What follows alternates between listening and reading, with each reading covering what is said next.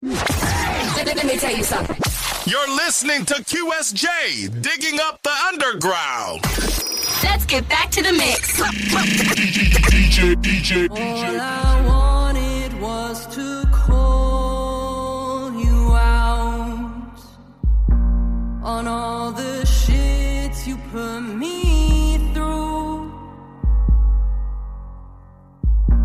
But you were blind to all the times I cried. Now I won't cry no more for you.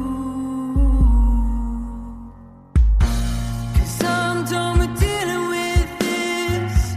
Every day since I can remember, you blamed me, shamed me, but no more. I wanna make this the ending. No chapter 2, I ain't got time for that. I wanna make this the ending. No rewrite, I can't look back. So give it your best shot. I've gone through it all before. I wanna make this the ending. No sorries, now I ain't got time. Welcome everybody to QSJRadio.com, home to the unsigned artists. Today we are digging up the underground, and which one I want to talk about. This one is super special for us. We've been playing their music right now, I think almost like a month and a half. Coming out of the UK, there were a spark on Facebook, right, that went into a full-fledged debut album. Danama has been on a mission since forming in 2021. They channeling raw emotions, as you guys just heard right there, the ending. Okay, we ain't got time for that, okay? They're focusing on mental health awareness. They are an indie rock grit in the sound that's both nostalgic and, of course, modern. Led by vocalist, guitarist Rachel Harney. I hope I said that right. Don't worry, she's going to let me know.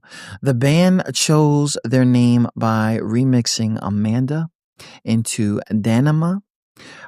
Personal, basically making it so personal that their inner critic and giving listeners a way to overcome it, which I want to get into that because the anti people against you and making like something beautiful about it is crazy. Their debut album, Did You Know, produced by Rachel and released under Epictronic Records in March 2023, delivers an unforgettable blend of upbeat punk rhythms and emotive lyricism. Tracks like On My Skin, The Devil in Me and My Blood, even Lemon Juice tackle the mental health struggle head on, remixing and mixing dense, introspective themes with anthemic hooks. Forgive me for an extra amount of words for that. But there was no way I could say this any better. Thank you, Rachel, for coming on the show. How are you? I'm doing good, thank you. How are you? Man, as I went into figuring out the beginning of Danama, and I was like sitting here, like, I'm not gonna lie, like, how do you pronounce this? How, what's the history of it? Why this name? I mean, I say Danama, other people say Danama, so I'm completely open to, if the name gets out there, it gets out there. That's kind of the main point. So say it however feels right to you. The kind of point behind the name was one of my favorite singers always said, like, to get over something negative, like, give it a name. So I wanted to give that voice in my head a name, but Amanda felt way too nice. It felt like too nice of a name for something that was a horrible thing, So yeah, I kind of flipped it and moved a few letters in, then Danama came to be. So the remixing of one name and the other, was this someone to you, or to something that, or was something, did you just name something that was bothering you? Like it was, Yeah, or basically. Yeah. So like I have never struggled with mental health in a like awful way. To me, I feel like it is just kind of the general kind of day-to-day things that can hold you back, and that just kind of built up over time. So because it was something that I didn't like, I didn't want its name to be something that was nice. I yeah, wanted it to be something that felt a bit like, what the hell is that? Like, that's weird. Like, because yeah, it's something that, we don't want to give our imaginary enemies yeah, as basically, yeah. Yeah, like, you know what I mean? Oh, that's really exactly. dope. That's really dope. I need to start doing that. But I think I got a lot of names for a lot of things. I think it definitely helps for sure. Definitely helps. Your band formed in Facebook, right? And I Mm. think like in 2021. Did you know everybody, or did you like call out for names or something? No, so I mean, since then, like I've been through quite a few different bands since then, and have now decided to go sort of down the more solo route.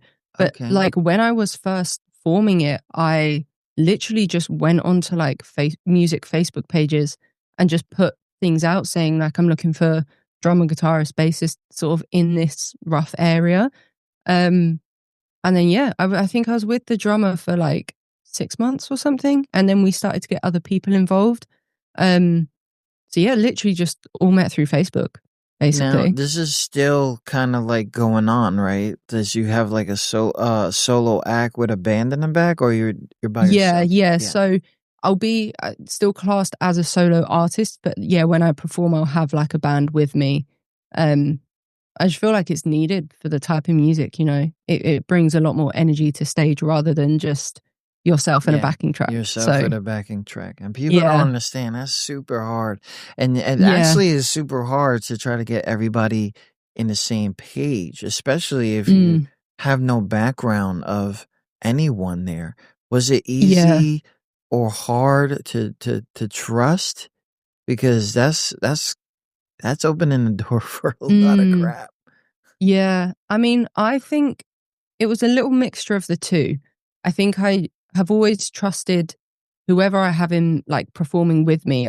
I've always trusted that they can bring their kind of version of my story to the music.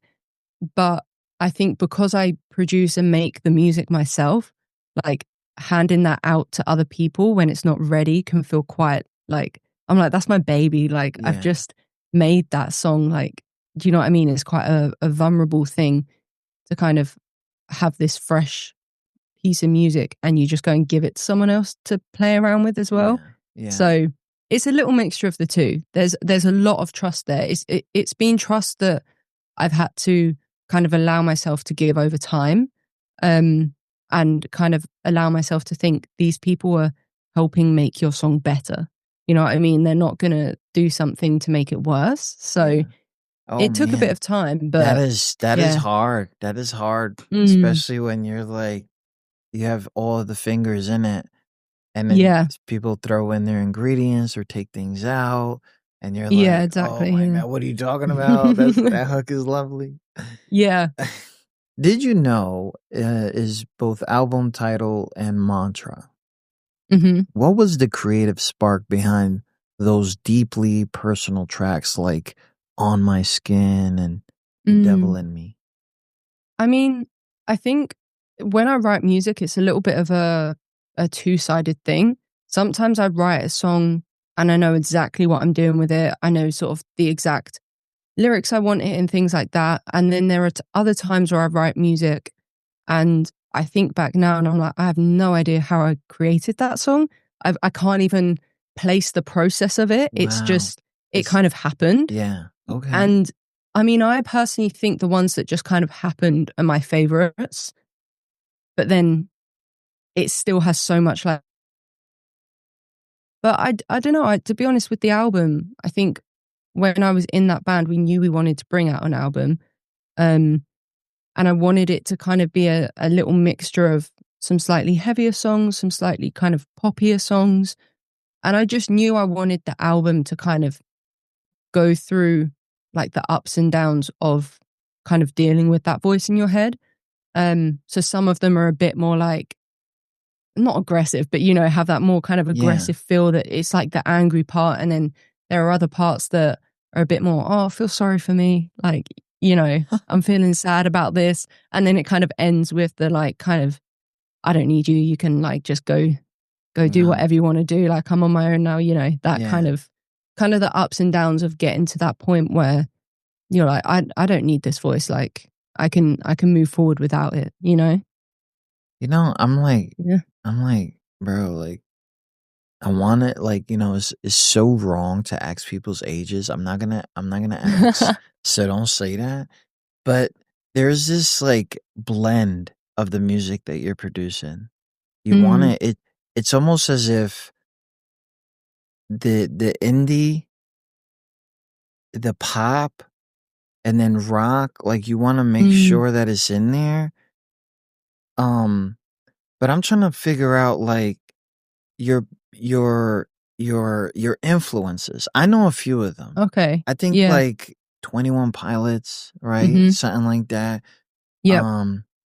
But BTS, like, you, I'm sitting here like, but shout out to them. Shout out to them. That was a weird phase, to be fair. But that was what? Just like, I think everybody was there at the same time. I think that it was more of a respect thing that was going on with them. There was haters and things like that, which everybody gets when you're super popular. But they also had their own weird kind of musical backing, because there was people out there with hardcore hip hop under their belt, and it was like crazy. But tell me about your influences and how, are you listening to these songs, like their songs, while you're doing? I'm like, I like that. I want to do something like that, or is it? I mean, I think with BTS, I think that was a weird phase where I kind of could appreciate like what they were kind of going through, and obviously not like fame level, but from just the point of view of they're mixing like so many different genres into one piece of music. And I think I quite like the influence of that. Like I liked how they could have this really poppy kind of catchy melody, but then there's this whole kind of deeper, darker kind of rap section going on and things like that. And I quite liked how they kind of, without knowing what they're saying, like you can still feel all that emotion, even though it's multiple different genres. I think that got me kind of hooked for a bit, and I kind of listened to their stuff, kind of analyzing it and peeling things apart, kind of being I see what they've done here. And don't even call it a weird phase. It's fine. It's fine. Like, the music was fire. It's it's not like it wasn't, and true. for people who just were not listening, like, this is when you can trend worldwide, who wouldn't want to, right? Who wouldn't 100%. want to get an influence of that? Once you got people with rhythms and people with their own thing, and I get it. After a while, it's tabloids, and people want to look at them and look at things that are wrong, things that are, what ifs. I get it, but bro, the music was fire. It was, to be fair. It was. And that's good too. So I'm trying to figure out, like, you make these songs, you put them together, and then you're like, you handing out sheets of paper. How is this process in the studio, bro? I'm like, so to be fair, with when I recorded the album, it was more, I'd have the song, I'd have like reference drums, reference guitars, things like that. We'd kind of rehearse it a few times so everyone gets a feel of the song. And then we'd just book out a studio, like spend a day recording drums, next day recording guitar, things like that. So we had the time to kind of go back and change things if we needed to. So for that album, that's kind of how those songs were built. Now it's a bit more kind of, I'll produce and record everything on my own, and then send like a MP3 file off to my drummer, get him to record it. He'll then send his drums back. I'll put them back in the project, and then it gets like mixed and mastered and stuff. So it's a little bit more kind of back and forth, sending things to each other this time. Yeah. But it works really nice, to be fair. So Just one more thing on that album, because producing it yourself is bananas. So shout out to that. Okay, so I'm gonna give you an applause for that. And but Magpie Studios, Metropolis Studios, when they get their hands on this and they get their vision on this, how did that help you as an artist? Because I'm almost feeling like it's a post-production kind of feeling, kind of thing. Yeah. Where it can open up your eyes. Was there mixed feelings of how things came out, or?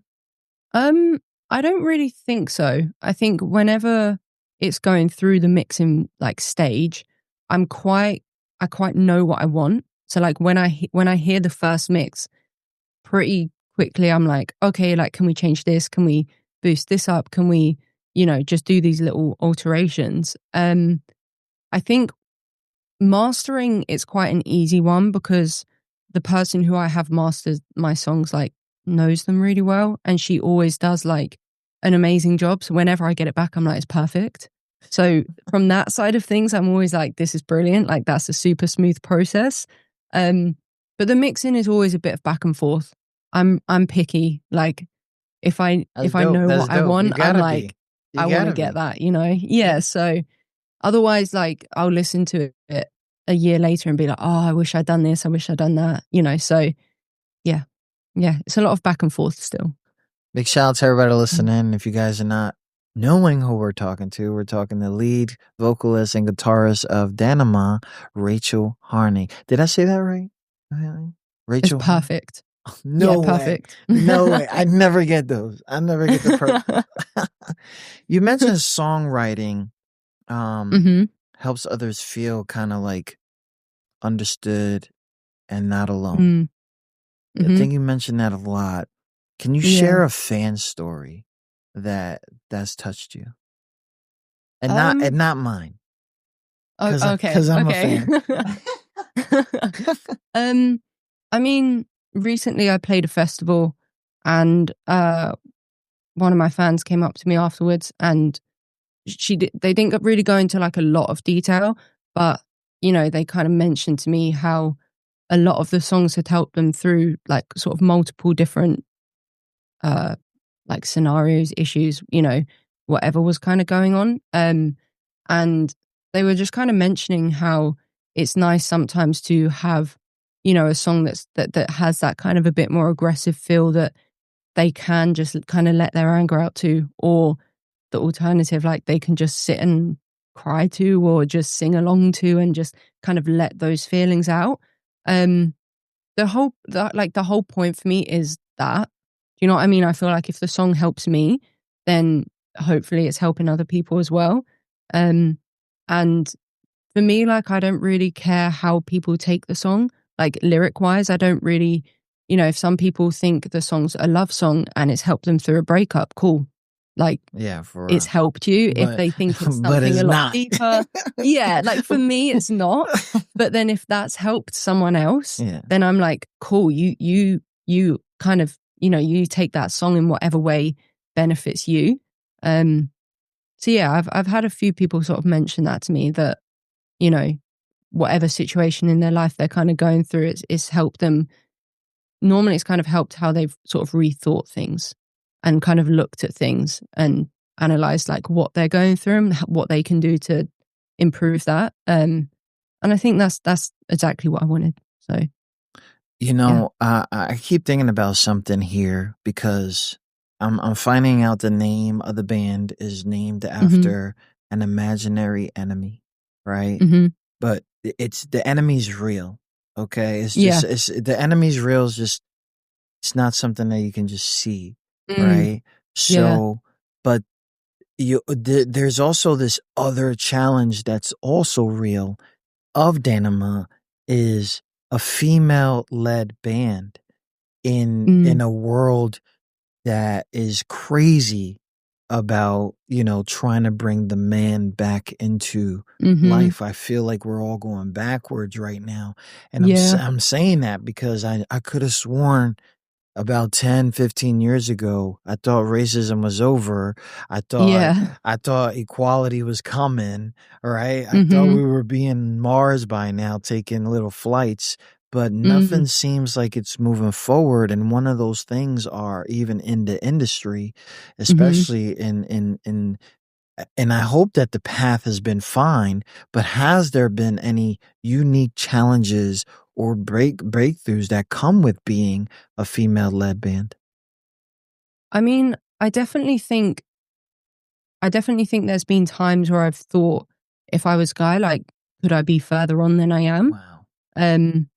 I think that's just something that kind of pops in your head without like this sounding really bad. I've heard other artists' music and their lead singer is a guy, and I've kind of been like, not to sound big-headed, I'm like, my stuff's better than this. They're It's like fine. 10 steps ahead. Yeah. You make It's fine. It's fine. It's fine. Like, I know it's like, but that's it's kind of like, it feels like crap. yeah, because it's kind of like, but this actually doesn't sound that good. Like, but they're performing at these big festivals and this and that. And I'm like, but why? Is it because they're male? Because in my opinion, and I know it is just an opinion, but their music is a lot more niche, or it's a lot more, not even niche. Niche is the wrong word, but kind of everything sounds the same. Yeah. And a copy and paste band. yeah, basically. Which kind of sucks. So it can be hard. It can be hard to kind of, not look at that and think like, why the hell have they got that far and I haven't yet? But I think it's also, everyone's journey is different. So it's just also trusting in yourself and trusting, like, if you work hard and you put that effort in, your time is going to come. And that is something I believe quite strongly in. So yeah, it's hard. But then again, that's where the whole thing of Danama and controlling that voice in your head, that's where for me, it's like, okay, you've had your moment of thinking like, oh, I'm crap, like they've got so much further, blah, blah, blah. Now it's like time to think positively and put that work in. So there's definitely things that have happened that I've sort of been like, is it because I'm female? Like, could I be a bit further if I wasn't? But Right. at the same time, Right. I think that would just make that reward of being even further than I am even more special, Yeah. Like every time I get that step closer, it feels like this huge reward. And, I know I've worked my socks off to get there. So it's a catch-22, It's Yeah. just about how you look at things. So yeah. Big shout out to everybody listening in, tuned in to QSJ Radio.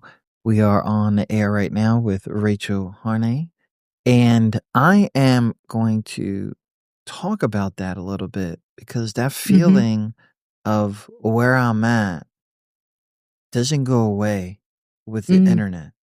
It makes it worse. Yeah. Okay. But I want to introduce people to, I think, one of these songs that is battling that, and it's called Come Alive. Big shout out to everybody listening in. Tune in to QSJ Radio. This is Come Alive from Danama on QSJRadio.com.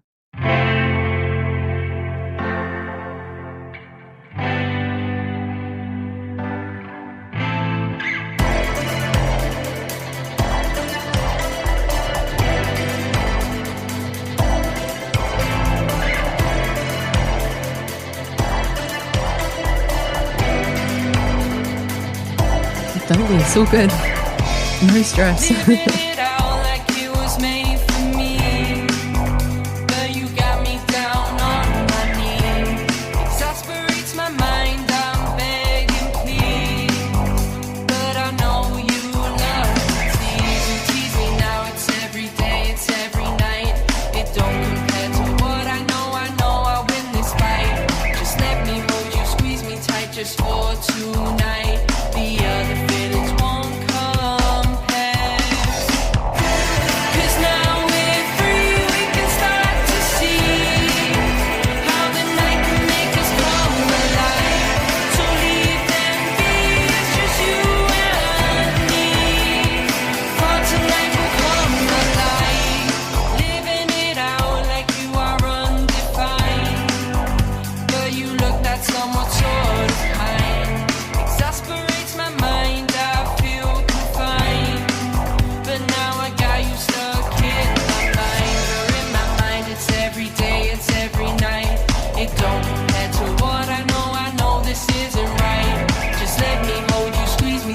just for tonight.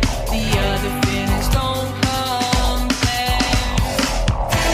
'Cause now we're free, we can start to see. That was Danama with Come Alive. Available on all streaming platforms. Go to Spotify. Go follow. Go share that with your friends. That really right there, I feel like was almost taking a few, I would say like 3 generations of pop music all in one, right? Okay, yeah. You got like your 80s, you got your like 90s for the dance off, because the 80s I Mm. feel like was a bunch of love songs. I'm not gonna lie. Like I Yeah. feel like it was like everybody, I love you. Oh, forgive me. Like 90s was like, oh, I'm mad serious with you. We're gonna dance about this.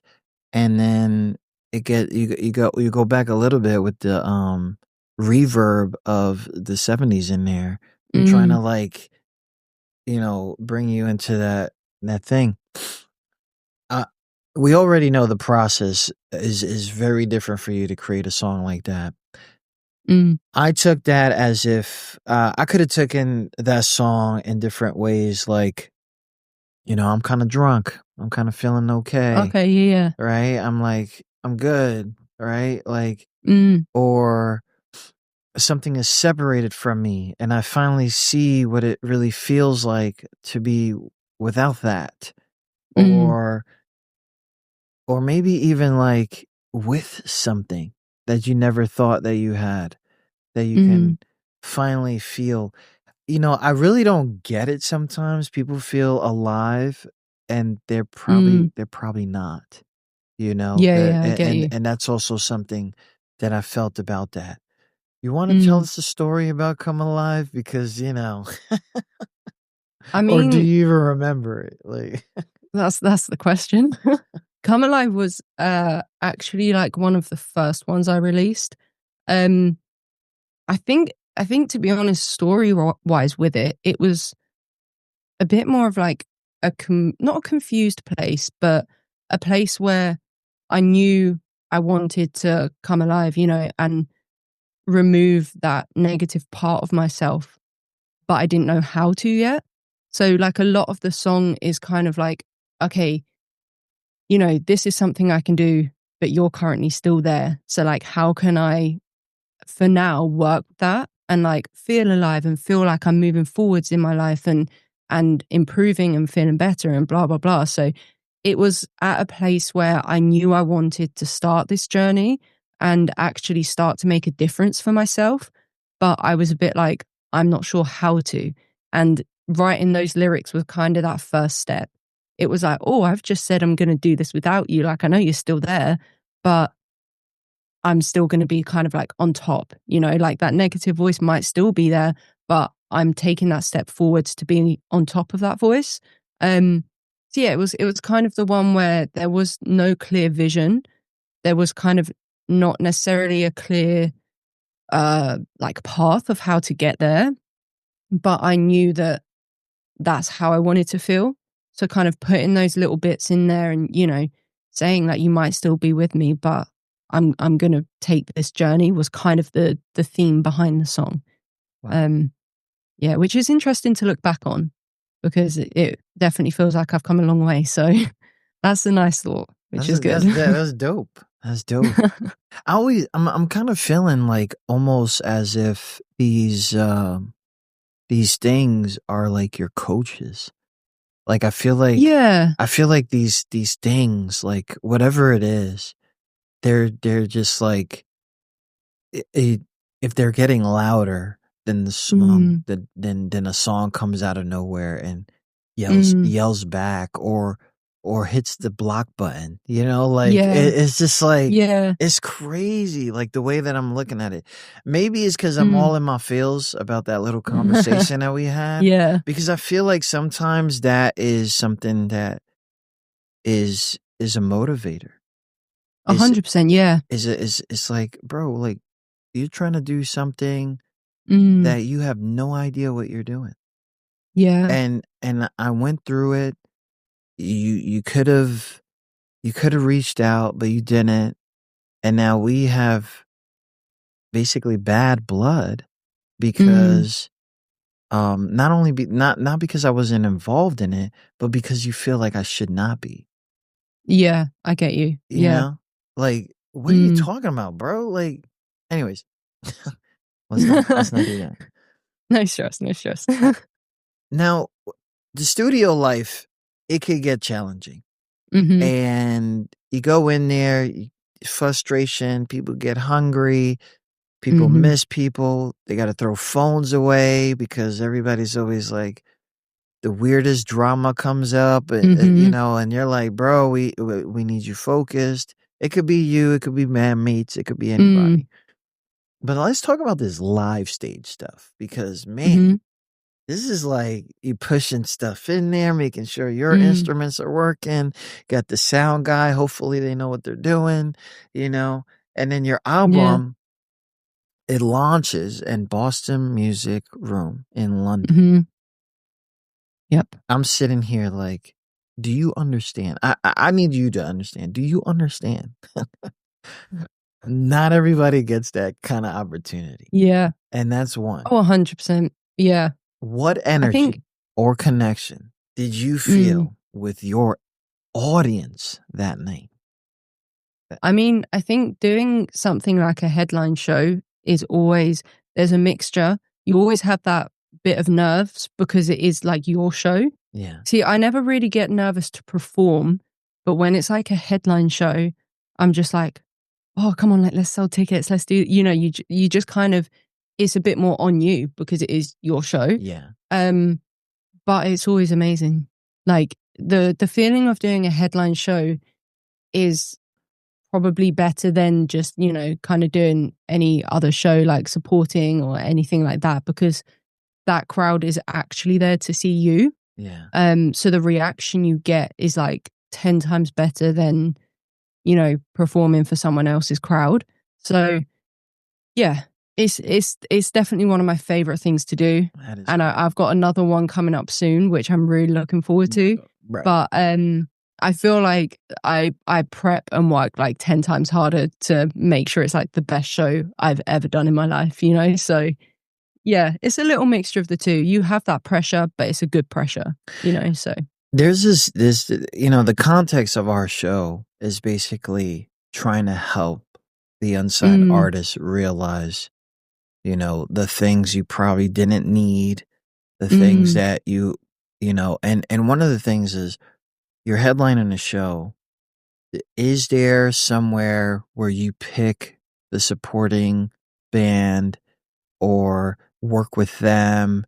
Because not only do you have to worry about you got the title, your name's on the screen, you got to worry about who's under you, who's before you, are they going to bring more people? Like, is that sort of like the process too? And the reason I'm bringing that up is because I think a lot of indie unsigned artists believe that if they throw themselves a concert that that's just enough, and in reality Yeah. I don't think that that's the truth. No, 100%.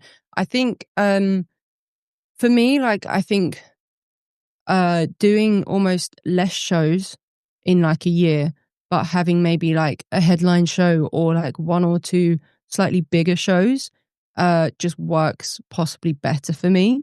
Because I have a lot of people, like normally I'll try and perform in London, and I have a lot of people who are from outside of London who want to come.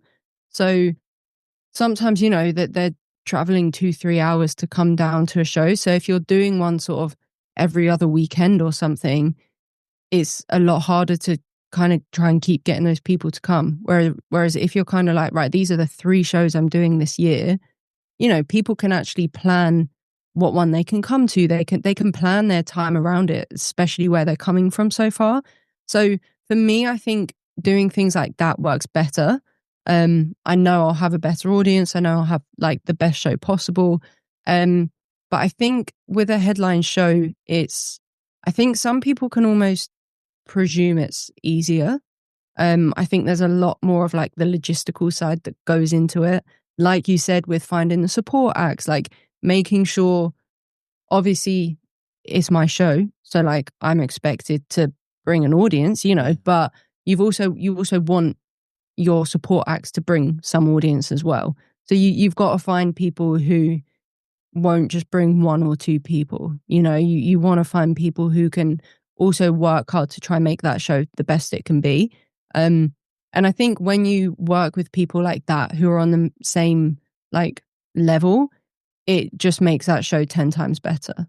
But yeah, it doesn't mean just because you've done a headline show you're sorted. You know, like there's a lot of other work that, you know, artists will have to do. It's just I think if you can sell out a headline show, it's a good thing, you know. But still, it doesn't mean that, you know, you've suddenly made it. But it's still a fun thing to do, you know. There was one of these industry moves that you got when signing with Epictronic. That was, I don't know how an artist feels. I don't know how they look into a deal and say, we're good. I think we're in the right place, right? Yeah, I come from a background of hip hop artists where they feel like the $1 million deal because they got one single out about their ex-girl that cheated on them with their cousin, right? So they're out there, you know, blah, blah, blah, going in. What was it about the deal? Because that's a extremely big leap for you and the band. That what was it about it that led to that signing? Because you have to sing. You have to realize what's going on. The pressure has always been on you. So, yeah, definitely. So what was it? I think with that one, we had a couple of people or a couple of companies interested, and that's always good. This one hasn't necessarily turned out the way we wanted it to. Okay. So in looking back, it actually probably wasn't the best move to do. Okay. They're like an Italian company, and without like going into too much detail, it just basically didn't really work out. Okay. So from that point of view, you know, looking back, we were quite young, and I think we maybe got caught up on the idea of, oh my God, like someone's interested in publishing our music and you know, working with us, blah, blah, blah. And we looked into it. We done our research and stuff still, but I think we were quite young, and it seemed like this huge opportunity that you just couldn't say no to. Yeah. And that was one of the main reasons I brought that up. And one of the main reasons I brought that up is because it can get exciting. Yeah. It can get really, we did it, we're good to go. And then, you know, it's just like, where's the support, right? Yeah. Have they helped with touring? Is it press? Are we still doing things by ourselves, right? And do I have to like run around with a t-shirt saying I'm part of this, right? Yeah, definitely. And it's like, we could have probably did all this by ourselves. Yeah. I think that's basically the conclusion we came to. Which I think there are still things that we benefited from working with them. But I think, in reality, looking back, it is that kind of like, we probably could have done this on our own. And I think that'd probably be something that I'd look in the future. Like, if something like that came back up again, I think I'd kind of actually take a step back and be like, is this the next step that I actually need? Or, you know, can I do that part on my own? So, yeah, it was. I'm grateful that we'd done it because it was a really good learning curve. But at the time, we probably didn't need it. So, you know. A big shout out to everybody listening. Tune in to QSJRadio.com. Home of the Inside Artists. We're here with lead singer, guitarist. There's a lot of titles you got that probably don't put in a lot of the bios, but you've been doing so much, especially for things I'm trying to figure out, how did you get on Revamp? Like, how did that Revamp thing happen? I know I'm talking a lot of past stuff and you want to get into the future, but you got to know where you came from. You got to know, 100%, like, when yeah. somebody else is looking at your history and it might seem like that's pandemic crap. Like, what are you talking about? But I'm like, but the pandemic is not too far away, right? It still touches us in ways. I mean, we're not doing a 6 feet apart thing no more, but we know we've lost people, right? Definitely. We've done a lot of things. Press, when it comes to press and the band, like, how important is that? And congratulations on landing on Revamp, by the way. Thank you.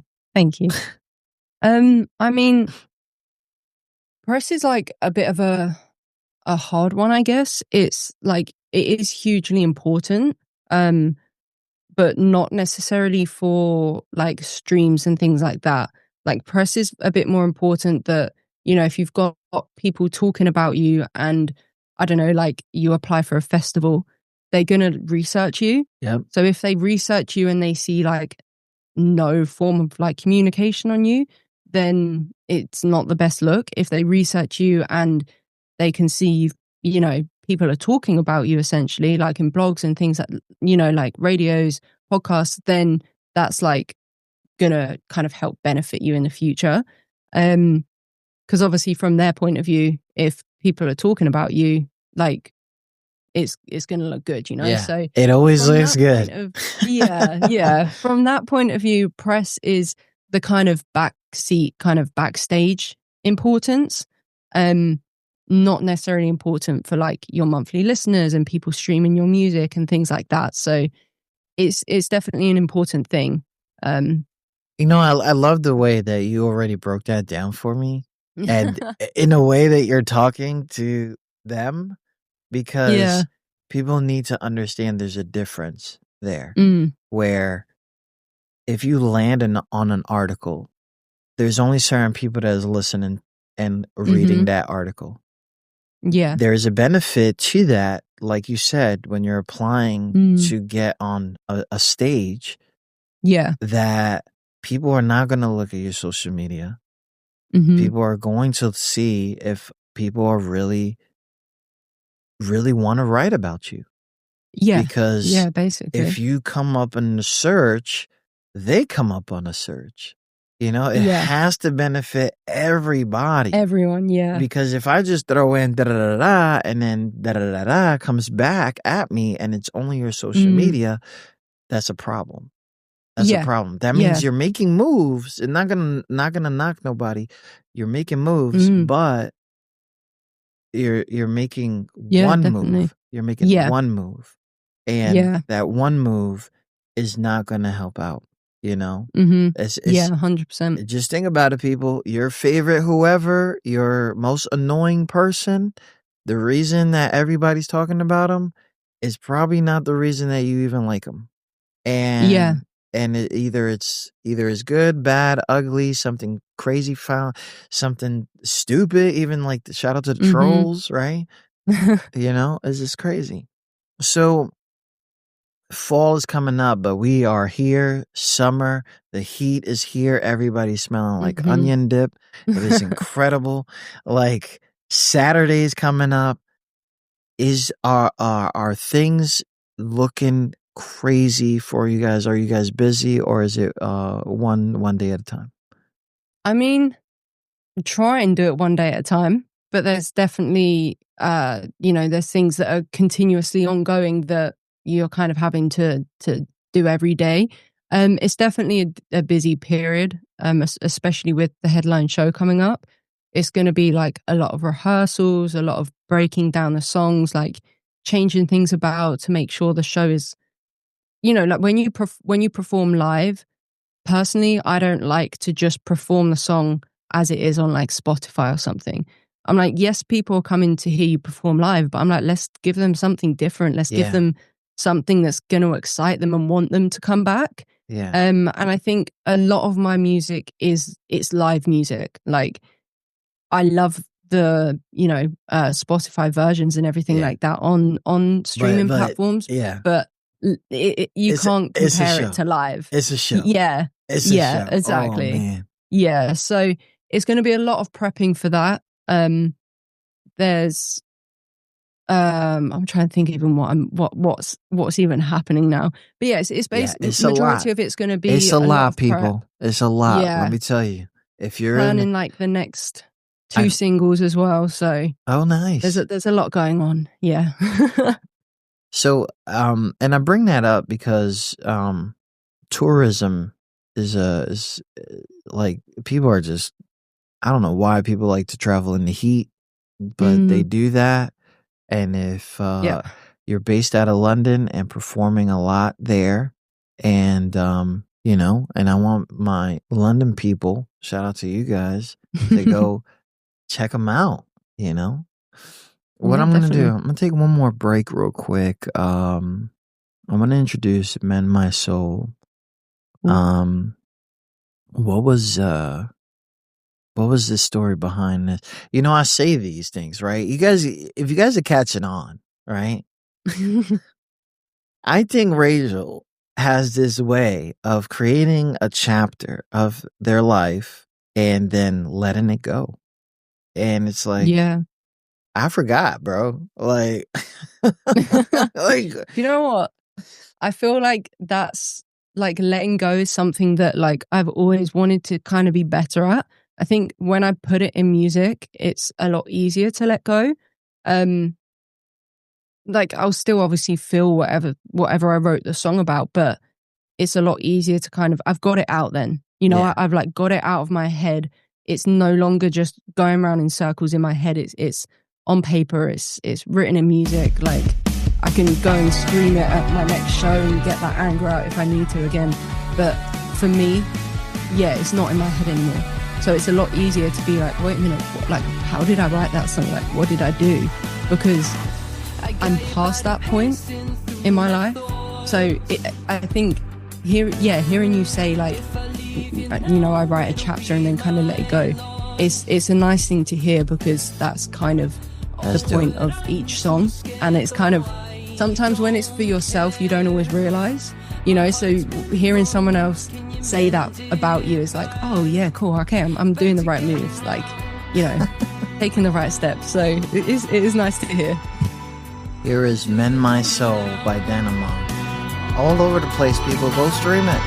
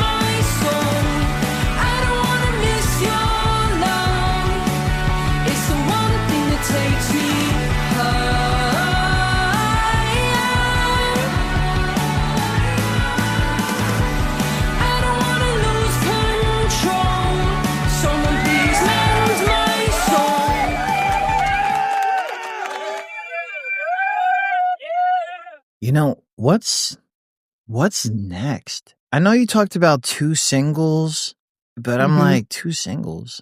Like, I know we're not talking about just 2 singles, but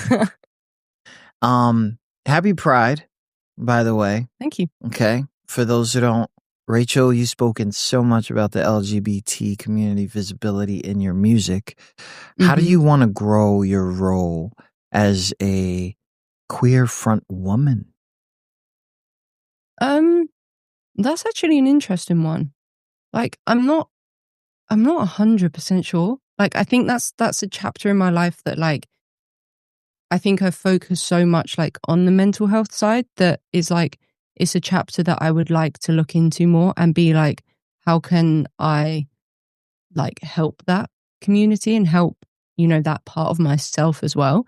Um, so it's an interesting question. Like, again, it's something that I can't necessarily see what steps I can take to, I don't know, like, just help people, I guess. But it's definitely something that I want to kind of express more in my music. A lot of the time, like, I mean, people can take my music in two ways, like, because obviously I'm talking about the voice in my head. A lot of the time I say she because it's part of me, so it fits. But then also a lot of people think I'm talking about an ex or something. So it kind of works in both ways. Like, it kind of promotes the LGBT side as well as the mental health side, which is nice. But yeah, I mean, playing at like a Pride festival would be so sick. That would be cool. Maybe that can be like Bro, a next step to we still aim got for, like 2 weeks, people. You know, you True. guys True. listening in. Let's put Danama on that list. You know, people are canceling. They're canceling of safety reasons. They're scared of things like that. You know, I know here in the States, everybody got a problem with something. Oh my God. Yeah. It's like crazy. Like, I don't even know. I don't want to say nothing because, you know, they're going to come, boom, boom, boom, knock on the door and stuff. I look a little non-American, but I am. And, but was it hard for you to like come out? You know, I still remember my daughter coming out and I told her straight up, this is exactly what I told her. I said, I don't care. You still got to do the dishes. Right? Like, what does that got to do? You know what I mean? Like, go do your dishes, bro. My way of saying, I'm fine. Now, was it something that had to come out through the friends? Was it something that had to come out through the family? Or was it just easy? Because here in the States, it's almost like traditional. You have to tell somebody in your family. And then it gotta let it see for itself how, you know, the conversations are still so ugly about like, don't let so-and-so know. Don't let, you know, it's like, yeah, definitely. Are you serious, bro? Like how was it? How was I mean, it? I think for me, I was in my head way too much. Again, this was like a period of time where I hadn't even thought about sort of like where my mental health is at and things like that. I think I'd seen way too many shows, probably like typically American shows as well, where someone came out to their parents and then they're living on the street and this and that. And being so young when I'd done it, I think I was in my head way too much. And like me, I mean, after or during COVID, like me and my family got like so much closer. We've always been like super, super close anyway, to the point that like I was such a dramatic child. Like, I was with my friends and I had to write them a letter and then give it to them and then run away. Like, I was being so dramatic. And my parents called me and was like, what the hell is this? Like, we've known since you were like 6 years old. Like, this is no surprise. Like, why are you, making it such a dramatic thing? Like, and even like looking back now, it is like, I think I was influenced a lot by like social media and TV shows and this and that I didn't take into consideration my relationship with my family. I just thought, oh, I've seen these stories of bad reactions to coming out, that I was like, oh, that must be what's going to happen. And I didn't take that moment to be like, but you're telling your family. You're not telling someone else's who has had that bad reaction. So like my family have always been the most supportive people in my life. So even from such a young age, like it was such a dramatic thing to do. And looking back now, I can see why I done it, like all of the influences that led me to that point. But I'm like, you were such a donut of a kid. Like you made that so stressful and so dramatic. And it was like, everyone was like, yeah, cool, we know. Like, what's the big Go deal? do the dishes. So, like exactly. Yeah, exactly. Like, so what are we talking about? Yeah, literally. But man. I mean, it's a story now, Yeah. It's a story that they can take the mickey out of me for. So that's awesome. That's awesome. Yeah. We talk about outside influences in the middle of that, which was something so personal, so you. And now you write these things down, you put jingles to it, a little instrument, a little drummer in the background, and then you put that out to the world. That outside influence, those comments, those things, which is, I really don't like how things have happened, but it's been beneficial to the unsigned artist. Yeah. It's been beneficial to the musician. Yeah. Once they take it serious. But for you, from what I'm hearing, there's this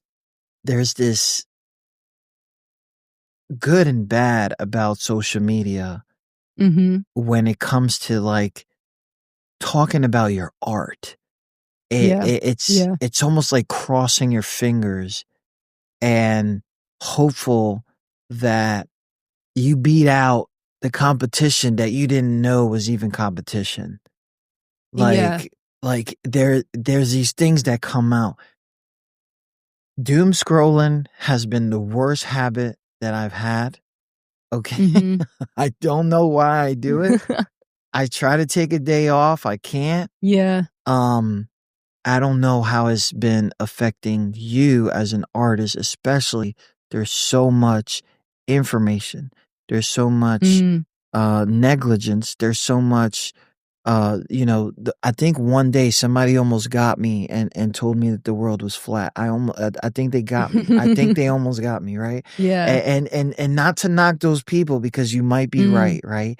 Or you might be right. Because now I have this level of understanding that there is too much to understand. And there's too much to there's too much to it's just too much. Yeah. It's just too much. I understand, but I don't want to understand. There's evil in the world, but the things I would probably do are evil too. It's just like so much. How has this affected the way that you conduct social media? Because that is a thing. It's conducting yourself on social media because you can be, you could be a leech. You can be a spokesperson. You can be, it can be a troll. Shout out to the trolls, man. I keep saying shout out to the trolls because I don't know how they do it either, right? But yeah, social media, Danama, and even Rachel, how has that affected? I mean, so I used to be on social media way too much. Like I would, like you sort of said, I'd doom scroll overnight, and then I'd be like, oh crap, like an hour's passed, like, and then I'd started off by kind of being like, an hour before bed and an hour when I wake up, I don't touch social media. Like the only time I will is if like, it's something that's kind of a bit more urgent. So like a lot of the time, the drummer I get to record drums for my songs, I message him through Instagram. It's just sort of what we've done. Yeah. So, it's only sort of times where I'm like, oh no, like this needs to be sent out. It needs to be done quick, that I'll sort of do that within that hour. To be honest, I'd really tried to stick to that. And I was on and off for a while. Yeah. And then beginning of this year, I went to Australia with my sister. Okay. And I was like, that's when, Mend My Soul was due to be out in sort of March time, I think.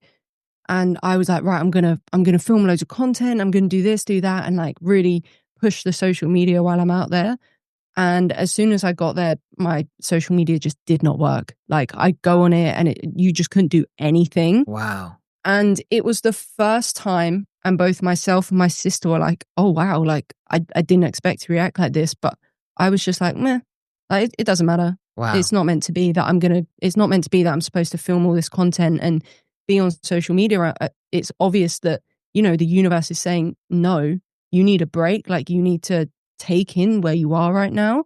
And we were both like, oh, I didn't expect to say that. It just kind of had built up. And honestly, like that was the best month of my life. Like not being on social media. The only time I was really on my phone was like to text my parents, just like update them and, let them know what we're doing and things like that. And yeah, honestly, it was the best month. I've never felt like so connected to just everything around me when I put my phone down, and then the urge and the need to be like, oh, I want to check my socials. I want to go on this. I just didn't have it anymore. And since being back, like it's a balance because obviously being a musician, you need social media. I wish you didn't, but you do. Yeah. So it's getting that balance of like, okay, I need to do this for work. I need to be putting posts up. I need to be advertising and this and that. But that's it. Like, I'll try and go on there for post a and bit dip. Post and dip. Yeah, exactly. Post and dip, bro. Yeah. I'm not getting caught up. I gotta eat. Exactly. I gotta take a bath. What are we talking about? I've been holding this poop forever. Anyway, it's crazy. It's literally crazy. It is. And like what? it's helped me so much by keeping to that mentality I had in Australia and like getting a healthy balance with social media. Like it's helped a lot. And I feel like I know we kind of touched on it earlier about saying like, seeing an artist who's bigger than you, who you maybe don't feel is as good as you or deserves to be there or whatever. But I feel like I don't sort of compare myself as much anymore. That's great. And I feel like because of that, my social media has changed. It's like now how I want it to be rather than looking at someone else's and kind of trying to duplicate it, I guess, So I would recommend it. Honestly, I'd recommend to anyone just trying an hour before bed and an hour when you get up. Just don't touch your phone. Your day will be so much better. An hour before. Let me write that down. Because if I don't write that down, send it to everybody. Honestly. And it's like, not going on your phone an hour before bed. I just feel like your mind is so much clearer. Like you instantly go on social media and you can see anything like that could just put you in a bad mood. And you can just sleep so much better. Your day goes better. Like it's just, social media is a bit toxic, It is. Like, it's not the best thing in the world, but if you balance it, it's fine, So. Wow. Big shout out to everybody listening in, tuning in to QSJ Radio, digging up the underground. Lead vocalist and guitarist Rachel is here talking to us about the band Danama, who has so many singles out, so many albums. Well, not so many. Albums is a people are saying it's a thing of the past. I don't think so. Mm-hmm. I think that people need a collection of the thoughts versus them going all over the place. Because I do believe that the story writing of what that time was for a specific artist needs to be, because you need to see a develop maturity. I think that people will not understand that if somebody just keeps dropping songs, and then it's like a collection of what? Like where was this at? Like what time of your life was that at? Because but I think that you got that on Smash. I do believe that you got it on lock. I've noticed so much of like this specific thing that you guys are doing, not only on social media, but like just keeping the content. It's there. It's not like it's Yeah. not, right? It's like, hey, I'm still Mhm. alive. I'm good. I'm not going to show you Yeah, what I ate 100%. today. I might show you tomorrow, but Yeah, yeah, you know, 100%. and it's so many things, so many things. Mm. Now, Rachel, I got one question left. It's one of the big ones, but Mhm. it's one of the selfless questions. Okay. Through the grind, you've met so many artists, and Mhm. you've met them differently, off social media. Mm. Come meet me somewhere. I don't know if you brought them to the house. You crazy for that, but but shows, venues, things like that, events that you want to support other people. Mm. If you had the opportunity, or if you already did, had the opportunity to tell an aspiring artist any kind of motivational tips, things like that, to Mm. keep them going, what would be, or what would you have loved to hear from someone during their journey? Yeah. I think, to be honest, I think something that helped me and that obviously I hope would help anyone else is just to like truly believe and trust that that is what you was put on this earth to do. I think if you're sitting there doubting yourself all the time, those opportunities won't come to you. If you truly put out to the universe, to the world, to everyone listening, that you believe that this is what you are supposed to do and that you're on your way to get that big opportunity or big break, whatever you want to call it, then that will happen for you. Um, so I think you've just really got to believe in yourself. Just like really take that time. If you're struggling to believe in yourself, take that time to figure out why. For me, it was that voice. It was that negative voice telling me I shouldn't do it. So take that time to figure out why you don't think you're going to get there, why, you're holding yourself back or you're not getting those opportunities, and just start to really believe, like deep in your soul, that this is what you're here for. And just trust yourself and trust your judgment, and what gets thrown at you, it's meant to be. And then you will get there, you know? So, yeah, just trust the universe. It will happen. Shout out to everybody with those trust issues. You got one thing to trust. Yep. Just one thing to trust. Lead singer, vocalist, lead everything. Rachel, you've been doing a bunch of stuff. We didn't cover too much of the behind the scenes. I don't think that you want to give yourself a thumbs up much, but let me tell you, we talked behind the scenes about a lot of things. Well, I did, right? And I want to tell you, the music is exactly what you want to do. Thank you. And thank you for sharing that with us, with the world, making me feel better about situations, because I could talk to my friends all day and they're going to want to listen and they're going to want to give feedback, and I don't want any of it. Yeah. But one of my favorite bands, Third Eye Blind, they've told me that the 4 right chords will make you cry. Yeah. And you've hit me with so many of those chords. I want to thank you. Thank you to the bandmates. Thank you for everyone. I can't wait to see what's going to happen.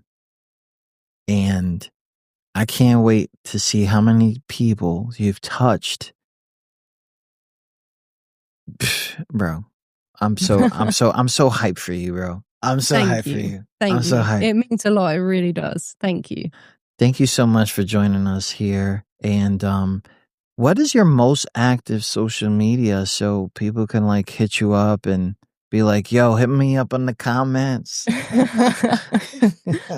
Probably Instagram and TikTok.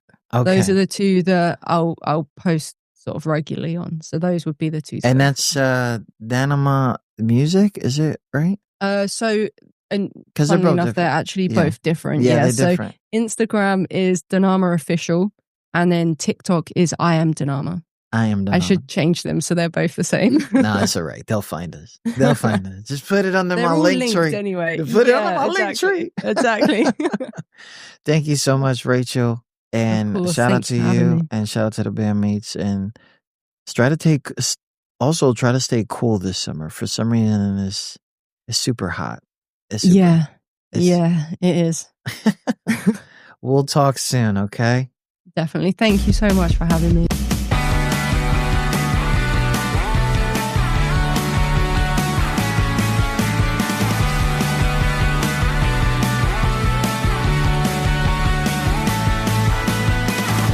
I got your body pacing through my thoughts.